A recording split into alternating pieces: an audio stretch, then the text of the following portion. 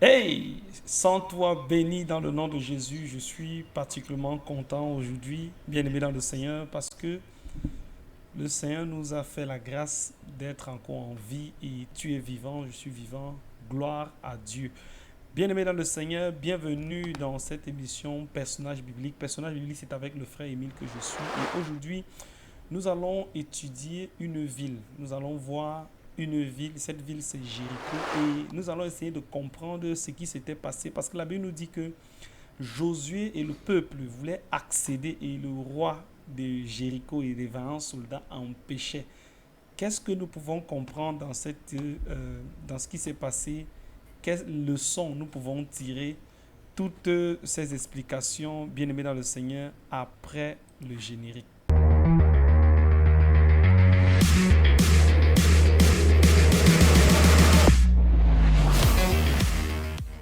Personnage biblique, c'est Jéricho, la ville close. Personnage biblique, c'est avec évidemment le frère Émile que je suis. Donc, nous allons tout de suite aller sur notre ordinateur. Nous allons également essayer d'aller lire. Nous allons commencer avec notre verset de base. Nous allons comprendre ce que le Seigneur a mis d'abord dans nos cœurs, dans notre cœur, pour partager avec vous, bien-aimés. Donc, je t'invite à être connecté jusqu'à la fin. Tu vas comprendre beaucoup de choses. Donc, allons-y donc tout de suite. Personnage biblique. Nous allons d'abord voir le thème, comme nous avons dit, et notre thème c'est Jéricho, la ville close. Jéricho, la ville close. La Bible dit qu'il y avait une ville qui était fermée. Cette ville a été Jéricho. Donc continuons. Nous pouvons dire que Jéricho, c'était une ville de la vallée du Jourdain,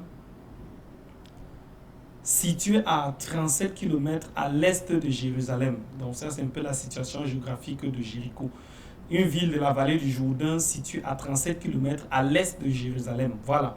Donc, nous allons d'abord aller lire Josué chapitre 6, verset 1 à 2. Nous allons lire notre passage de base. La Bible dit que, or, Jéricho était close et fermé avec soin à cause des enfants d'Israël. Personne ne sortait et personne n'entrait.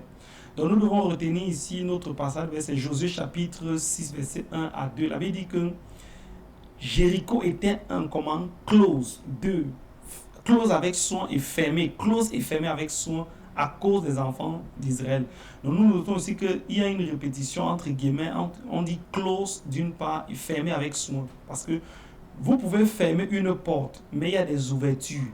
Par exemple, tu fais une porte, le bas de ta porte peut avoir une ouverture, quelque chose peut entrer.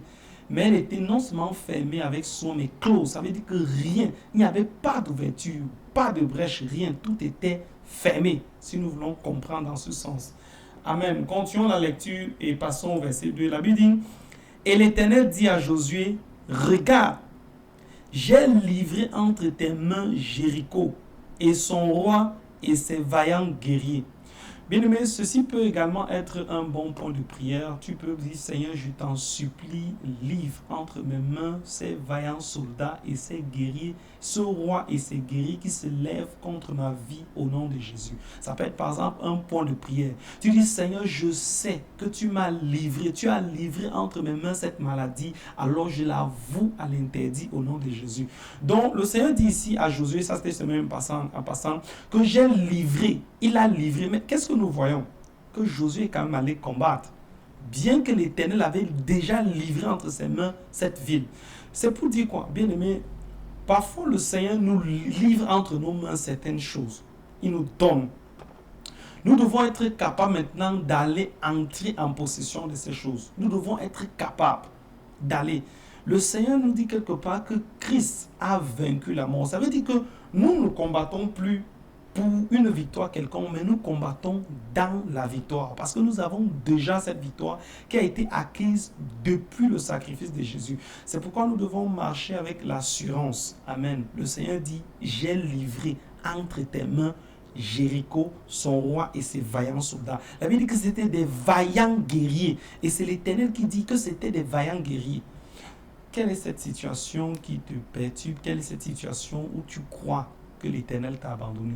Laisse-moi te dire que cette situation n'est rien face à l'Éternel. Pourquoi? Parce que lorsqu'il livre cela entre tes mains, il ne faut plus regarder à l'épreuve comme David. David ne regardait pas au géant Goliath, mais il regardait au-delà. Il regardait où? À l'Éternel.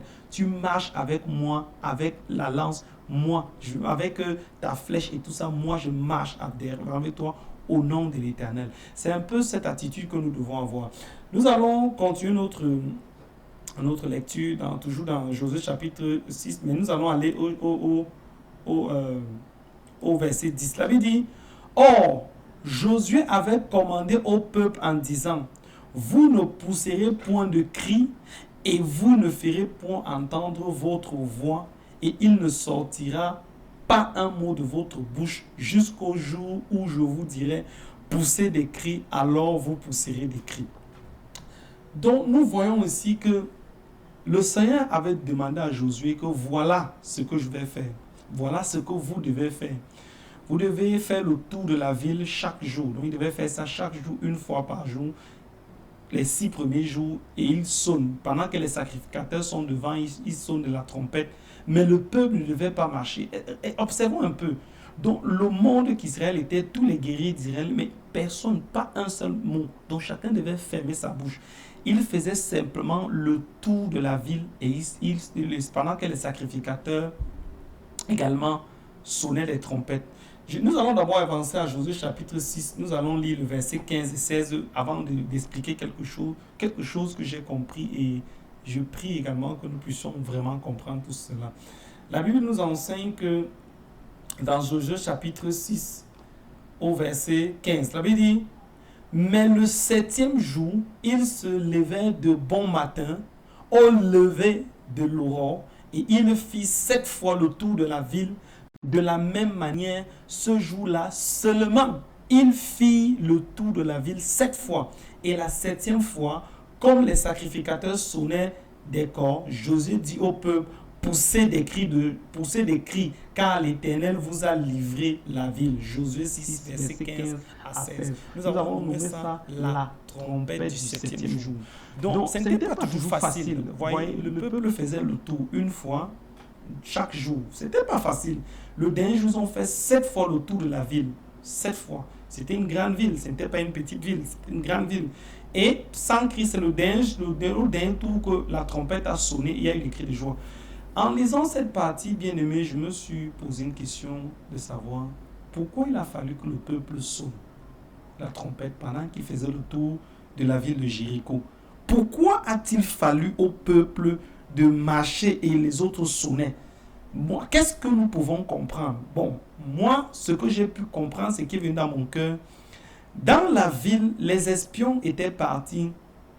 Lorsqu'ils étaient allés espionner la ville, ils ont rencontré une certaine Rahab. Ça, c'est une parenthèse. Ils ont rencontré une certaine Rahab et la Bible dit qu'ils ont eu une alliance entre Rahab et celle des espions. Rahab les a protégés et Rahab a également demandé qu'ils préservent leur vie le jour qu'ils viendront détruire. Et Rahab, ce jour-là, avait révélé quelque chose, que toute la ville tremble en votre présence parce qu'ils savent, ils ont appris ce que vous avez fait, donc ils tremblent. Nous notons que l'Éternel a bien dit que c'est une ville avec des vaillants guerriers. Il y avait des vaillants guerriers. Mais maintenant, ce que moi j'ai pu comprendre, c'est que Rahab était allé annoncer à sa famille que cette ville sera détruite. Venez vous réfugier chez moi. Donc la maison de Rahab était ici comme une ville de refuge. Et peut-être, les gens pouvaient douter, les gens de sa famille pouvaient douter, peut-être. Mais chaque jour, une trompette sonnait. Chaque jour, il sonnait. Chaque jour, les sacrificateurs qui se baladaient sonnaient. Et certainement, les gens qui étaient à l'intérieur de la ville entendaient cela. Et je suis persuadé d'une chose. La Bible dit, l'Éternel dit bien qu'ils étaient des guerriers, c'était des vaillants guerriers. Et je suis persuadé d'une chose, c'est que chaque jour, quand ils entendaient le son d'une trompette, ils tremblaient davantage. Et ça me rappelle quelque chose que, bien aimé, ce monde sera par exemple détruit, nous savons tous. Et cette trompette à l'extérieur était un peu comme des signes annonciateurs d'une ruine qui devait s'abattre sur la ville. C'était un peu comme des signes annonciateurs. Donc, ceux qui étaient à l'intérieur savaient, un peu comme de nos jours, il y a des signes, il y a des gains, il y a des ceci. Ce sont des signes annonciateurs. Et Rahab pouvait même s'appuyer sur ces signes pour mieux parler à sa famille, pour ouvrir l'entendement de sa famille. Et bien aimé, nous comprenons par la suite que, bon, bien évidemment, sa famille s'est réfugiée. Et de nos jours, Jésus est la ville de refuge. Il y a des signes annonciateurs que ce monde sera détruit. Il y a des signes qui nous annoncent des guerres, des révoltes, des ceci, là, dans le monde. L'iniquité, l'homosexualité qui a accru, des signes annonciateurs d'une ruine qui approche. Et comme Rahab prêchait à sa femme que venez chez moi, c'est la ville de refuge, de la même manière, nous pouvons te dire, toi qui n'es pas en Christ, toi qui ne connais pas Christ, toi qui hésites encore, ou toi qui es en Christ même, que tu as fait le bon choix. Et toi qui ne connais pas encore Christ, que viens, Jésus est la ville de refuge. Ça veut dire quoi? Que lorsque cette ruine va s'abattre sur cette terre, avec Jésus, tu ne pourras pas succomber. Avec Jésus, tu verras la gloire de Dieu. Et toi qui marches avec le Seigneur, je t'encourage. Persévère, persévère et persévère. C'était donc là une parenthèse. Nous revenons donc dans notre... Je l'avais dit que le 7e jour, ils ont poussé des cris. Et en disant, Josué dit, poussez des cris car l'Éternel vous a livré la ville. Et nous pouvons continuer. Nous voyons que dans cette petite image, nous voyons quoi? Qu'est-ce qui s'est passé? La chute du mur. Le mur de Jéricho venait de tomber. Le mur de Jéricho venait de s'effondrer. Mais la question aussi qu'on peut se poser, c'est est-ce que c'est même réellement parce que les gens là se baladent, tournaient autour de la ville, qu'ils chantaient que la ville est tombée? Si nous affirmons que oui, ça veut dire qu'on peut dire que si, comme présentement il y a 2 pays qui sont en guerre, si l'un des pays fait seulement le tour de la ville en criant des cris de joie, ça veut dire que cette ville va aussi tomber. Ce n'est pas ça. Le Seigneur était était avec eux. C'est ce que nous comprenons. Pourquoi? Parce que il marchait, Josué marchait avec l'Éternel. C'est pourquoi le tour de la ville était sous le commandement de l'Éternel. Et parce que Josué marchait avec l'Éternel, alors il avait cette ferme assurance de la réussite. Et surtout que l'Éternel dit, j'ai livré entre ta main Jéricho, qui est la ville, pardon, son roi et ses vaillants guerriers. Donc Josué avec l'assurance que si je fais ce que l'Éternel me demande de faire, si je reste dans ce canevas, alors je verrai la gloire de Dieu. Bien aimé, le mur de Jéricho venait donc de tomber. Josué chapitre 6, verset 20, la Bible dit, le peuple poussa donc des cris et l'on sonna les corps. Dès que le peuple entendit le son des corps, il jeta de grands cris et la muraille s'écroula et le peuple monta dans la ville, chacun devant soi. Chacun devant soi. Hein? Non, chacun devant soi et prit la ville. Bien aimé, nous voyons donc que le peuple a obéi à la voix de l'Éternel. Le peuple a fait selon ce que le Seigneur a dit et le Seigneur s'est glorifié dans leur vie. Bien aimé dans le Seigneur, nous voyons que cette ville était close, fermée, et à l'intérieur, il y avait un grand roi et des vaillants guerriers. Mais ils avaient peur. Ils avaient peur d'aller affronter Josué. Ils avaient peur. Ils ont choisi la solution de se fermer, de se barricader. Mais est-ce que c'est la solution pour toi? Est-ce que lorsque tu es face à l'épreuve, la solution, c'est de se barricader, de s'enfermer ou de se replier sur soi? Bien-aimés, nous nous donnons rendez-vous tout juste après également cette légère transition. Amen. Bienvenue encore une fois de plus sur Personnage biblique avec le frère de Billy que je suis. Et nous allons passer sur la rubrique exhortation, petite exhortation. Nous allons tout de suite aller sur notre ordinateur pour lire notre rubrique petite exhortation. Alors, petite exhortation, c'est avec le thème Jésus-Christ est capable de le faire. Le thème, c'est Jésus-Christ est capable de le faire. Jésus est capable de le faire. Pourquoi ce thème? Parce que la Bible nous dit dans Matthieu chapitre 26, pardonnez-moi, il ne s'agit pas de Matthieu, mais il s'agit plutôt de Josué chapitre 6. Josué chapitre 6, verset 1, pas Matthieu. Josué chapitre 6, verset 1. La Bible dit que, or, Jéricho était close et fermée avec soin à cause des enfants d'Israël. Personne ne sortait et personne n'entrait. La Bible dit dans Josué chapitre 6, verset 1 que personne ne sortait, personne n'entrait. Bien-aimés, cette exhortation a pour but de nous révéler quelque chose.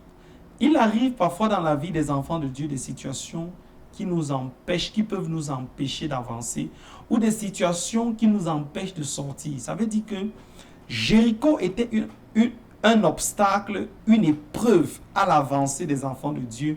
Et nous savons que par la suite, à chaque fois que Josué enclenchait des victoires, il devenait de plus en plus fort et il rencontrait des rois de plus en plus puissants.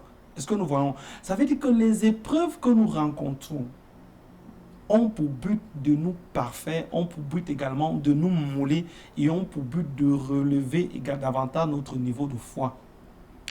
Il peut arriver que tu traverses une épreuve difficile, il peut arriver que tu traverses des situations difficiles, mais ces situations, laisse-moi te dire, c'est pour la gloire de Dieu. Nous devons toujours être capables de suivre le plan de Dieu, peu importe les difficultés. Si le peuple, Josué s'était rabattu, c'est-à-dire avait rebroussé le chemin face à cette ville puissante de Jéricho, certainement il ne devait pas accéder ou bien alors conquérir le territoire. La promesse avait été dite, la parole avait été déclarée. J'ai livré entre tes mains Jéricho, la ville, son roi et ses vaillants soldats. Il fallait donc aller conquérir ce que l'Éternel avait déjà donné. L'Éternel nous a déjà donné. Il a donné quelque chose. Et nous devons être capables d'aller conquérir cette chose. Il peut arriver également, la Bible dit que ceux de la ville aussi étaient dans une situation fermée. Ça veut dire qu'il peut arriver où un enfant de Dieu se retrouve dans une situation fermée, comme un bocal. Tu ne peux ni sortir, ni avancer, rien. Tu es fermé. C'est comme si ta vie était bloquée. Souviens-toi que Jésus, l'Éternel a dit quoi à Josué? J'ai livré entre tes mains cette ville. Souviens-toi ce soir que l'Éternel a livré cette situation entre tes mains. Et que les difficultés que tu traverses actuellement, parfois, ça peut être le plan du Seigneur dans ta vie. Dans ta vie, ça peut être le plan de Dieu. C'est pourquoi nous allons tout de suite descendre dans Jean chapitre 11, verset 40. La Bible dit, Jésus lui répondit, ne t'ai-je pas dit que si tu crois, tu verras la gloire de Dieu? C'était Marthe qui doutait que Jésus, parce que son frère venait de mourir et elle pleurait. Et Jésus dit, ne t'ai-je pas dit que si tu crois, tu verras la gloire de Dieu? Parfois, nous ne sortons pas, nous n'arrivons pas à prendre ce que l'Éternel nous a donné, à livrer entre nos mains. Nous ne parvenons pas à hériter de ces choses. Pourquoi? Parce que nous doutons. Le doute. Je vais t'encourager par cette petite exhortation, bien-aimé, à croire que Jésus, comme cette petite exhortation dit, Jésus est capable de le faire. Jésus est capable de te guérir. Jésus est capable de restaurer ta vie spirituelle. Jésus est capable de laver tes iniquités. Jésus est capable de t'ouvrir, de restaurer toute ta vie. Jésus est capable de te bénir. Jésus est capable de te donner l'enfantement, de te faire connaître les douleurs de l'enfantement. Jésus est capable de t'amener vers son Père. Est-ce que tu crois? Ne t'ai-je pas dit que si tu crois, tu verras la gloire de Dieu? Ça, ce sont les paroles de Jésus. Que la bonté de l'Éternel manifestée en Jésus-Christ soit notre partage, maintenant et pour toujours. Amen, amen, amen. Rendez-vous à la semaine prochaine. Sois béni dans le nom de Jésus. Amen.